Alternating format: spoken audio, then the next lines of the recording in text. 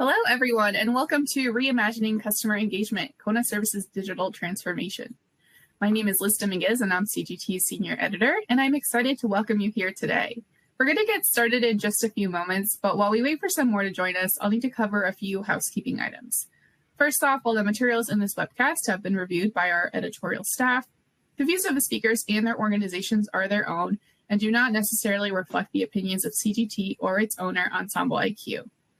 We've got a pretty comprehensive and engaging conversation for you today, so we won't have time for Q&A at the end, but please feel free to submit your questions and our presenters will get back to you. You can also use the Q&A section if you have any technical questions throughout the hour, and you'll get a direct reply from our webinar producer. Finally, if you want to review the webinar later or share it with your colleagues, a replay will be available within about 2 hours of our conclusion today on consumergoods.com. Okay, that does it for housekeeping, so I'm excited to get started today. We're joined by Samantha Mitchell, Chief Digital Officer at CONA Services, for an inside look at how the company modernized its customer engagement platform. CONA Services, an acronym for Coke One North America, is the IT support organization for North America's 11 largest Coca-Cola bottlers. We're going to be learning about how current industry trends and the advancement of AI are accelerating transformation, and how CONA and its customers navigated this ambitious roadmap. We're also going to be hearing from CONA's strategic partners, Salesforce and Cloudgaia, on the strategy for unifying teams and customers around a shared vision and general trends in the space that play a role in digital transformation such as CONA's.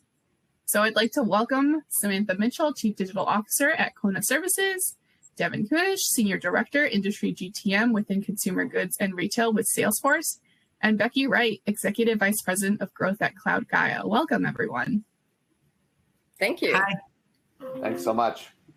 So, Devin, to kick us off, why don't you share some of the biggest transformation trends that are shaping consumer goods right now, especially when it comes to customer engagement? Absolutely. So I think, no surprise here. The first trend that we're really seeing is the idea of AI. And I spend a lot of time with consumer goods companies.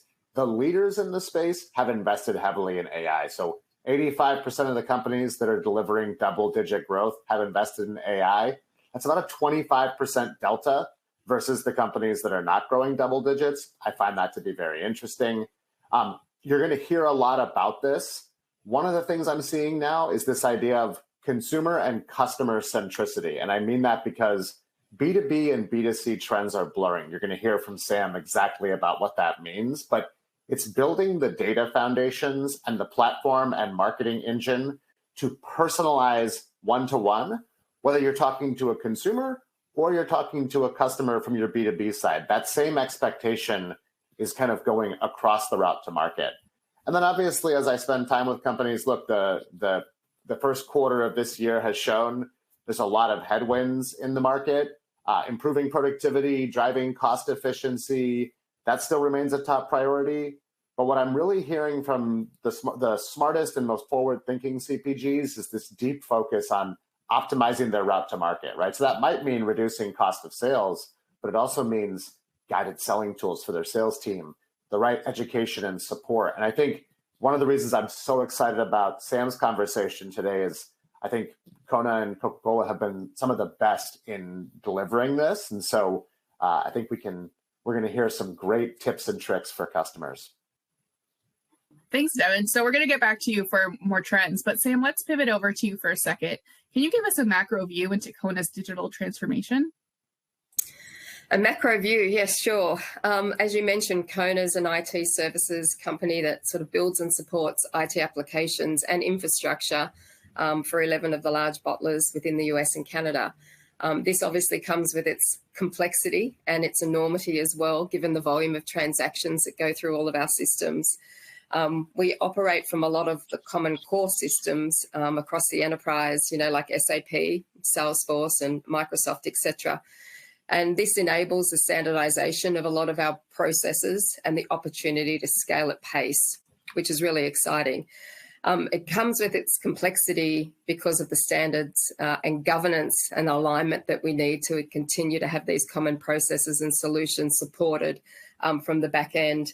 But it also gains economies of scale across the system, as you can imagine. So building infrastructure and applications for a common set of processes with these bottlers across North America is exciting and challenging at the same time.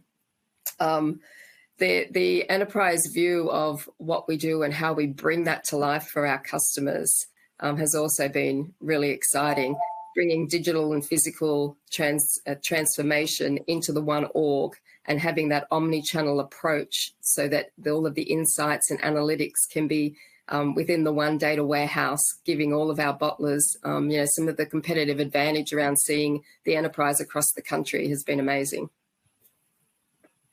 Great, thank you for that background. So Devin, let's go a level deeper, diving into AI. How is the technology reshaping B2B commerce and engagement within consumer goods? And how are leaders using technology and data to stay ahead of expectations?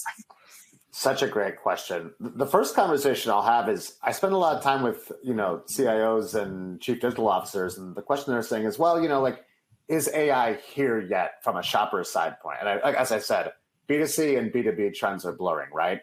The way that I shop on Amazon influences the way that I interact with my B2B partners on their digital platforms. So I would tell you AI shopping is here. And the question is your brand ready? Because the shopper is starting their journeys on AI. We've seen 114% growth in AI traffic to commerce platforms from a Salesforce perspective. So what's driving that? 30% of Gen Z, so the next generation, which, by the way, some of the Gen Z folks are already in decision maker roles in C-stores, et cetera, right? They're the next generation. They're not as young as you might think they are. They start their purchase journey with an AI query, which is really interesting, right? A third of their purchase journeys start on AI. The other thing, I always say Amazon trains shoppers. 14% of Amazon searches were answered by Rufus, the chatbot. That's about 274,000 answers per hour, which is a crazy number of training of consumers, right? And then the other thing I think AI is really delivering for companies, we've all talked for years about leveraging and activating our data. And AI is improving the way that people use their customer data for targeting, right? It can quickly retarget based on behavior. It can drive almost real-time segmentation. And so there's a lot of power in AI. And I think the really interesting thing from an enterprise perspective, so from a B2B perspective, is where are people spending their time in AI? And so we've gone out and done some surveys. This is where have we fully implemented AI in our operations? So almost 80% of service organizations across the consumer goods industry have implemented AI. AI is very logical in service. It's something people have been talking about. And I'm seeing people actually use this to deliver white glove, right? To automate processes, to address what I'll call gaps in their customer experience. So for example, maybe your call center is only open from 8 a.m. to 6 p.m. Well, what happens between 6 p.m. and 8 a.m. if I have an issue? AI can actually bridge that gap and can provide the answer to a lot of the automated routine queries that come in. The other two places that I'm seeing huge investments is the idea of the sales organization and then what I'll call demand generating, so marketing and commerce organizations. And as I said, developing that platform to leverage the data is the key. So I think that what you're going to hear from Sam and Becky about how they've built their digital customer engagement platform is going to be really a best-in-class example of creating the foundations that then allow you to take it forward and drive to AI. If you don't have that foundation in place, you've essentially just built an AI kind of as a science project. And what I've been telling customers is actually bad AI is worse than no AI. You can go across the internet, you can find lots of examples of bad AI where people are interacting poorly. So I'll advance us to the next conversation. I think the more fireside chat stuff is interesting and excited to hear more from Sam and Becky. Thank you so much, Devin. That's some great background to kind of set the stage. So before we dive into the transformation itself, Sam, could you walk us through what CONA does, who you support within the Coca-Cola system, and what makes your organization especially complex when delivering a transformation like this? So as mentioned before, the complexities around the governance and the standards, with aligning like 11 bottlers to where we want to go, making sure that the roadmap complements all their needs, that their go-to-market strategies, although are very similar, have uniquenesses to them, and we need to be able to accommodate that within the one platform. So the flexibility of being able to deliver that quickly, robustly, and make some localizations where it's important for enablement of those route to market strategies and those digital transformations is really, really key. So again, flexibility, accelerations at the speed that the bottlers want to adopt the technology. Not everybody is at the same maturity of how they want to go to market, or what their actual organization is looking to achieve. Some territories operate, like I said, a little bit differently with a lot of different products. They have some adjacent products and services and processes that need to complement, like the beverage delivery and the DSD model. So that complexity times 11 across such a large organization within the US and Canada does make it quite challenging, but also very, really rewarding when, you know, things are delivered and you can see the fruits of your design and your strategy and all of that thinking come to life. There's a lot of users within our solutions.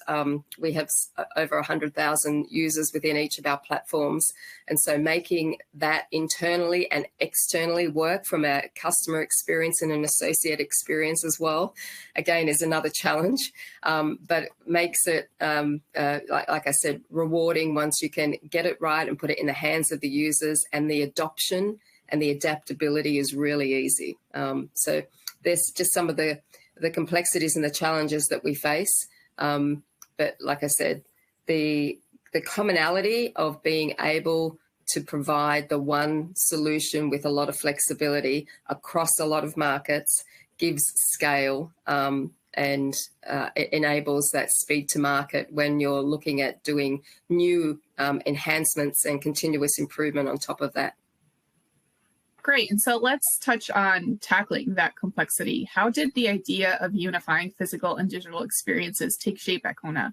And how did you translate it into a clear transformation strategy? That's a good question. It took some time. And over that period of time, I had done it a couple of times before in other Coke bottling systems throughout Asia Pacific. The American market is a little bit more complex with a lot of different matrices here. And the customer base is quite different as well, with a lot of national customers. So consistency across all of our storefronts and across our markets was also key. As you can imagine, you've got national customers from each corner of the country wanting to have the same experience, no matter whether they're in Seattle or they're in Florida. And their different bottlers are operating that. So it was key to get alignment with our CEOs of each of our bottlers as well, and making sure that the strategy around digital transformation and bringing commerce to life as an engagement platform and not just an ordering platform complemented everything we did in the back end and with our field sales. The change management as part of this transformation was really, really key, because a lot of customers that the bottlers were planning to migrate onto the platform were then taking the order taking away from the sales reps, and their jobs needed to be a little bit reinvented, you know, more skills needed in business development and upselling and cross-selling. It gave them more time to actually grow their territory and their customer base. But then we also had to make sure that we had solutions that were seamless and intuitive for customers to be able to do business their way whenever they wanted. So the key to the platform and its simplicity was a big thinking within our strategy, and bringing that digital and that physical together, and having that omni-channel approach to seeing all of the interactions and transactions in the one space to make key decisions on across the enterprise, and sharing that with each of the bottlers, because each of their territories may have been doing things differently. They have different throughput, different consumer traffic. Was really, really key, but it helped accelerate the decision-making on bringing the B2B solution into the CONA org and standing that up for, you know, somewhat over 280,000 users, which was really exciting. Yeah, I can see it was definitely a collaborative effort. So how did you build out your digital team once that vision was set? What did you look for in the right leader, and how did you grow the team from there? So we established a new digital office as part of this strategy agreement. We never had a digital office at CONA. We call it the CDO, the CONA Digital Office. I went about recruiting the best part of 25 of the best professionals I could find in the industry across North America and Canada.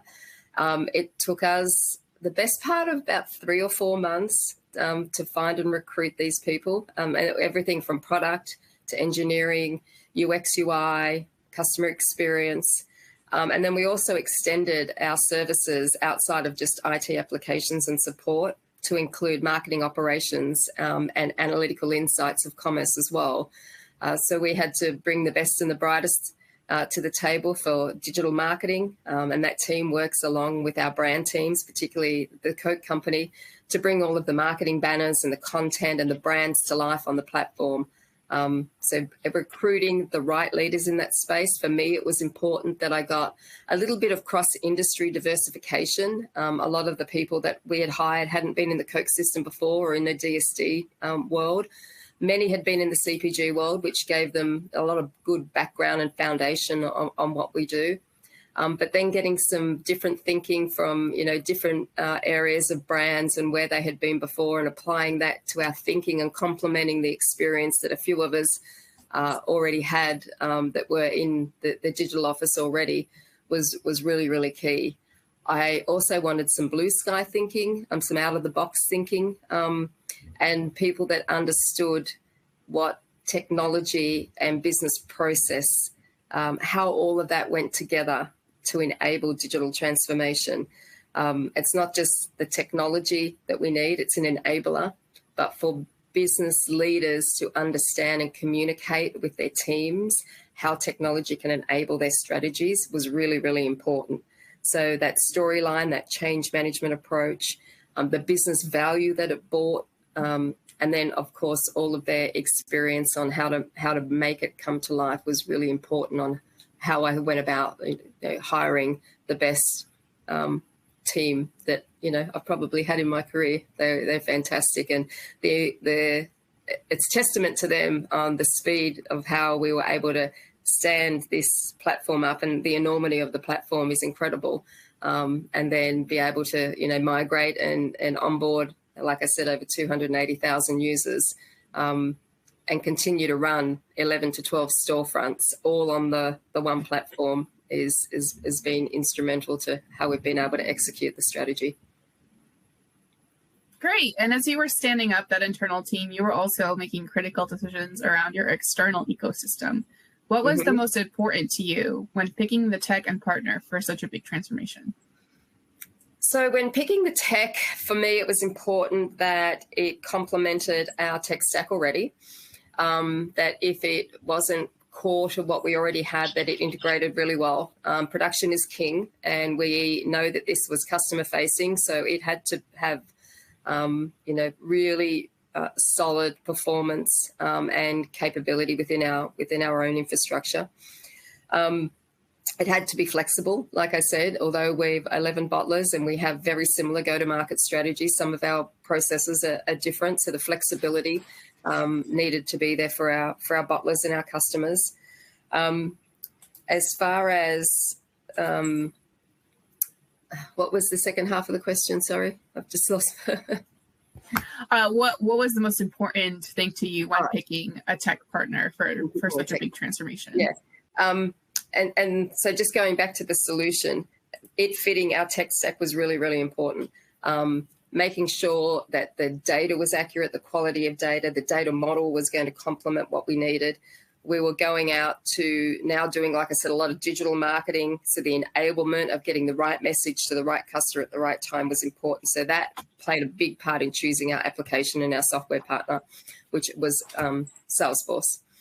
In picking our application and SI partner, for me, I was looking for somebody that had CPG experience, had proven successful implementations in complex, multi-stakeholder environments, Like I mentioned, having 11 bottlers, we needed to get 11 pieces of, data design and technology design signed off. So that can become quite challenging as well. So making sure that our partner had the right background and the right capability and experience to work with the complexity that goes with our governance model, and being able to intake that and then design from that was really important.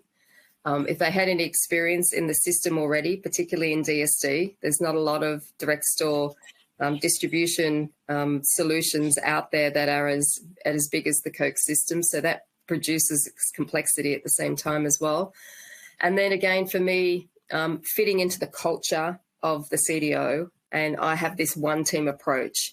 So I'm never referring to anyone as that is my vendor partner or this is my Salesforce partner.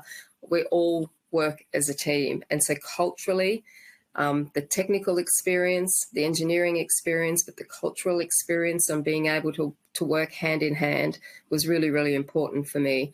And again, I think testimony to the companies that we chose, the Cloudgaia, the Salesforce, and some other strategic partners that helped us through our OCM and our change management journey, came together and just fitted like a puzzle. And that was part of the success, if not, a big part of the success of getting this over the line.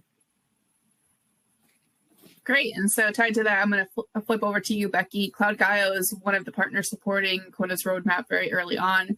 And so once that partnership was in place, how did Cloudgaia approach turning CONA's vision into a scalable customer-first engagement platform? The key to this, and Sam alluded to it, right? This was a true collaboration from day one.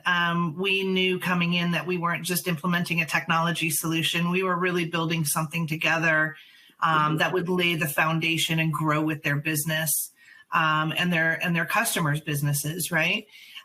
So our teams really came together as one, and it was a really unique experience. It was pretty cool. Still is. We work really, really closely with CONA's stakeholders, but we also get input, from the business, from the IT teams, and also from their bottling community all the time. So that's strong collaboration, and strong collaboration even with our technology partner, Salesforce, allowed us to really design and implement a foundation for a solution that I believe has exceeded expectations in some areas, and that continues to evolve and delight the customers involved. So I would say that just as important as the technology was the partnership and the way that we came together as one team. In the end, it really wasn't about just delivering a system. It was about building that foundation together and understanding that was going to support their ecosystem for many years to come. Mm-hmm. And if I can just add to that, Becky, I think that's really important, that it wasn't just picking a partner for the project to stand it up, but a long-term engagement. And, we're continuing to partner and continuing to build roadmaps, working with Salesforce and their product teams to influence, some of the key themes we're seeing and feedback from our customers. And because of that collaboration, it just enabled us to get on the phone and get in a room and quickly talk about it and bring things to life, quite with speed. So it's a long-term partnership, not just that project partnership is what's key as well. Sam, any best practices that you can share in terms of kind of making that collaboration work, bringing so many teams together and ensuring that they're working together smoothly? As far as best practices go, I think, just having your routines in place, making sure that you're touching base, everybody's really clear, there's clarity around what we're doing. So setting the vision, referring back to the vision all of the time, sticking to the scope that you've identified. People always want perfection. The progress over perfection is a thing we have to keep reiterating with people, and there's going to be multiple cycles and enhancements along the way. So some of those best practices sort of help people stick to timelines and then realize value quicker. Don't let the value slip away. And then just making sure that as we are all working towards the build and the tests and the implementation, that we've got the right people at the right time, making sure that things are delivered and tested. And when we go to production, that we have like a seamless, nothing is ever seamless, but perception is that it's seamless for our customers. So putting yourself in the shoes of the user and the end customer, and making sure that you're satisfied with that. So then that the customers would be satisfied with that as well, and not get too deep into, just what we're doing in the building of that, but making sure we understand the big picture the whole time. So continuing to like re-emphasize the vision and why we're doing what we're doing and relating it back to business value, I think really helps people connect the part that they're doing to contribute to the project. Great. And that's a perfect shift into how the strategy kind of came to life for the customers and bottlers. So, Sam, how did you approach the design and delivery for My Coke to ensure that seamless customer-centric B2B experience across all touch points? And what were some of the key factors that ensured its success? So some of the design approach was, we did have a legacy tool that was in a different org on older, less modern technology. So we were taking a lot of the feedback from customers and incorporating that into our design. And that's really important, using data, insights, and customer feedback to actually design the future, so that that usability isn't going to be something that you need to try out. It just gets adopted immediately is really important. Making sure that we had the right targeted content and the right capabilities exposed to the personas. So we did a little bit more of micromanaging down to the persona level to make sure that we offered up the right user experience and customer journey for each of those different users. The third thing was probably making sure that as we designed, we were adding capability, like Devin mentioned, consumer and customer are coming together. The user just wants a seamless experience that is as good as, if not better, than any of the applications they use in their personal life. So making sure that solution had not a lot of friction, was easily accessible, people could find what they need, save things as they wanted so that it became more personalized for them, was really key and important to getting that design right up front. And then continuing to, like I said, to iterate and have continuous improvement and customer feedback along the way. Well, of course, every large transformation has its moments where things just don't go as planned. So, Sam, let's touch on some of maybe the key challenges that your team faced and what you learned as the program evolved. So some of our key challenges, like I said, it's complex. It's quite large. We had a few hundred people working on our project, so just coordinating all of our streams of work was a challenge in itself. So we had like project managers for lots of different streams of work, but then we had an overall program office running a bunch of different things. Keeping your eye on, like Devin said, change management, training, making sure that not just the solution is being built, but the business and the associates are being brought along on the journey, so they're understanding how all of this is sort of coming to life along the way is really, really important. We had a bit of a false start at the beginning, and we had to make some changes, and we brought in Cloudgaia in that space as well. So they were like fixing the plane while it was flying in the air, and we were painting the outside of it and putting our brand stuff on it all at the same time. So, because programs like this are so large, if everything did go smoothly, it would be a miracle. But I think the best thing you can do is just like learn from it and be reactive to it, and making sure that, like I said, if you've got your plans in place and then some things fall off the rails, just being able to divert really quickly, making sure that we've got the outcome in mind, like I said, and then having the right expertise in certain areas. With our program, it wasn't just implementing a B2B solution. We had a lot of integration and a lot of back-end complexity as well. The enormity of the volume that goes through the platform, I think we might have underestimated, not from a transactional quantity, but from a system performance and how we need to make sure that we can flex up and down on making that system really responsive. So again, we learned from that. The best thing we probably did was, as we started migrating, we did it in what we were calling tranches. So it wasn't a big bang. It was groups of customers and groups of territories at a time. So as we onboarded each of the different bottlers and their customers, the platform grew and grew, and we could slowly see and capture some things that may have been a bigger issue at the end and started fixing them along the way. So those learnings were sort of put into place after we did the first pilot and then started expanding that as well. Great. And Becky, I'd love to get your take on it. In the B2B digital transformation projects that you've worked on, what might be some common challenges that companies run into, such as fragmentation or scalability?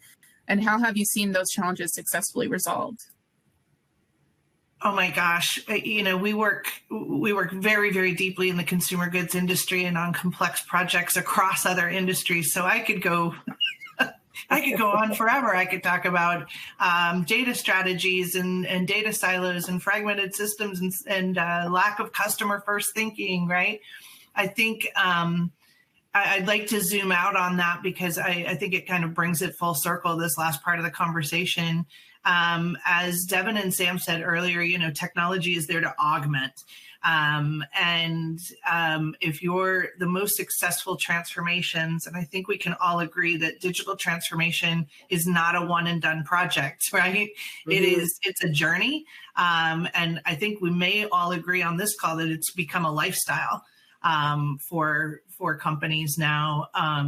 So I would point out that the successful transformations are the ones where business and tech teams can really move in sync, that are backed by strong, thoughtful, and informed leadership, empowered by almost enmeshed partnerships. I think that was one of the things that really drove our success here, Sam, as you alluded to, especially in the situation. And we can laugh about the speed bumps, right? And the obstacles that got thrown in place. As you mentioned, no project of this scope and size comes without some challenges. So it can't just be driven by internal goals. It really has to be driven by the team at large and the people that you put in place. You can overcome all of those other mistakes if you have the right team on it. Mm-hmm. I 100% agree with that, Becky. One other thing that I thought of, Sam, that got us through a lot was progress over perfection. And I think Devin opened with, just start somewhere, just go. And when you have the right teams in place, both internally and with your partners, you really have the confidence to move quickly and know that no matter what comes up, you're going to be able to handle it. And out of every misstep, there's something that you learn that propels you forward. Yep. That's great. So we're nearing the end of our conversation here, but to close us out, I'd love to hear one piece of advice that you would all offer customer engagement or digital leaders that are navigating digital transformation in today's environment. So Sam, why don't you kick us off, and then Devin and Becky can jump in. Sure. I think the one big thing for me is that digital transformation or business process transformation, it's all about mindset and a culture. It needs to come from the top. And if your top leaders aren't engaged in it and don't feel like it's part of their strategy, then you will never succeed because people underneath them look and learn from their leaders. The most successful transformations I've been involved in and the easiest to implement and adopt have been where leaders have digital within all of their pillars, whether it's supply chain, finance, HR, commercial. It's not IT saying it's a digital transformation. It's actually the business owning it and bringing people on the journey. And technology is an enabler, and it's a great enabler. But it's the mindset and the culture that really is important for these things to be hugely successful. Yeah, I love that one. I guess I'll build on what Sam said. I think when you're doing this, a lot of times I have conversations where like, all right, we want to skip right to the AI. And I think what I would ask you to take a step back and ask is, have you identified your platform for those pillars, right? So when Sam's talking about like your pillars of the business, have you actually built a digital platform? Or are you like, no, skip. We want to go straight ahead and we want to run the latest and greatest, algorithmic trade prediction that tells me exactly what promotion I should run in this account. And to me, it's a little bit like, if I was remodeling a kitchen, I'm not just going to put a $10,000 oven into my current kitchen, right? I'm going to go ahead and I'm going to do the countertops. I'm going to build the right cabinets. I'm going to do all those important things. And so I think what's really cool is Sam's talking about getting to AI now, and she's built this incredible platform where AI can leverage all of that workflow and data that she's created. If she tried to do AI without that platform, I actually think it would be a lot harder and it would be a much more start-stop process. So I would say get your platforms right, get your strategic vision set, and then we can bolt on all of the other really cool technology things. Because at the end of the day, as everyone I think on this call has said, the technology is just an enabler to process and strategy that you've built out. That would be my advice. Yeah, and I think I can sum it up too. It's been a great discussion, but I think accepting digital transformation, or as Sam said, business systems transformation, it's a great line, as an always on, right? It's just something that is a constant now in our businesses. And of course, coming from the partner side, I would really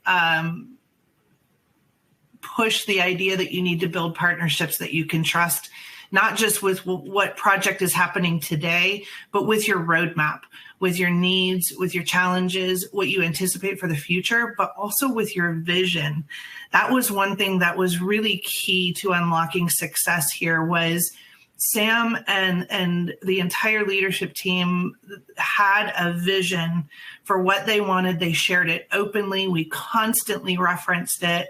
And it became kind of the theme of the project and of the relationship. And it really brought us together as one. And I think thinking of a technology project as just a project, or a partner as just a one and done engagement, is not going to help you unlock the true value of digital transformation and what that can bring to your business for now and in the future. So I just wanted to sum up and say thanks. This has been a really great conversation. I know, Devin, you and I have other opportunities. Sam's gonna join us for some other things coming up. So there are some next steps that you can take to learn more about the CONA project. We have a slide up now with a QR code that'll let you take the next steps on where to learn more, and maybe even come meet the entire team that was involved in this project. They're a really cool and unique and innovative group of people. So we're excited to showcase them soon. Well, great. That's all the time that we have for today. So I do want to go ahead and wrap things up. I'd like to thank Samantha, Devin, and Becky for giving us their time and their subject matter expertise. And I'd also like to thank Cloudgaia for sponsoring today's webinar. Once again, the webinar recording will be available on demand shortly on consumergoods.com. And finally, thank you to our attendees for giving us your time today. We hope you found it worthwhile. Have a great rest of your day. Thank you, Liz. Thanks, everybody. Thanks, Becky. Thanks, Devin. Appreciate it. Thanks everyone.